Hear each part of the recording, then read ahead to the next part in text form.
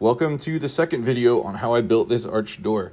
In the last video, I went over how I framed out the opening and built the casing for the door to live in.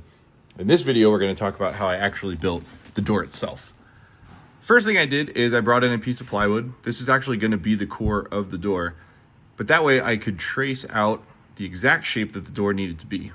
Then I took it back to the garage and I trimmed my plywood down to that exact size. Then I put some bracing in the door opening so this thing wouldn't just fall through and smash into the mirror.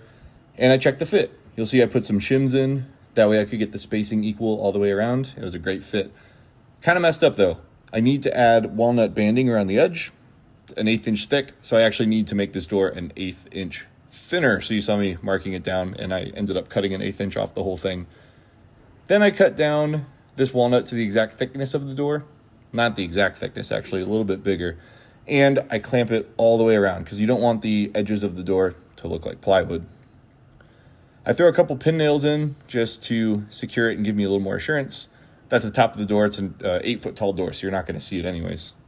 Like I said, I cut that trim actually a little oversized. That way I could come back with a sander and get it flushed up perfectly to the thickness of the door. Then I actually just designed the door directly on this piece of plywood. So you see me kind of mapping out what I want the vertical and horizontal pieces, the rails and stiles, if you will. They're not true rails and stiles because I'm veneering a door, but you get the idea.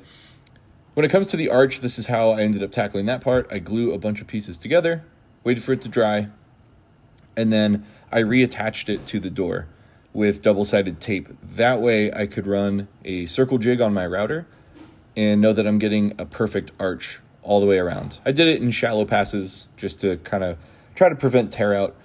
Then those panels you see inset, the outside trim is a 1/4 inch. The inset panels like I'm putting in here, these are an 1/8 of an inch. So I cut a recess so they can sit underneath those 1/4 inch panels. That way, if it ever shrinks or expands or anything, the wood has a place to go. And if it shrinks, you don't just see raw plywood because there's extra material underneath those 1/4 inch pieces.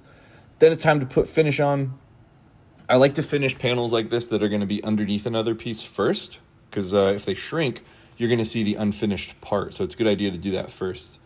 Then it's time to get the hardware set. I use this tool here to make a mark for where the latch needs to go. I forgot to film me putting the handle on, but you get the idea. I just drilled a hole using another jig. Then I make a jig specifically for these hinges. I use it to attach the hinges both to the door and to the framing. I finish up my finishing process. I use Rubio Monocoat in the color of Walnut. Then I made another arch. This arch is for the door to seat against when it closes so it doesn't just swing all the way through.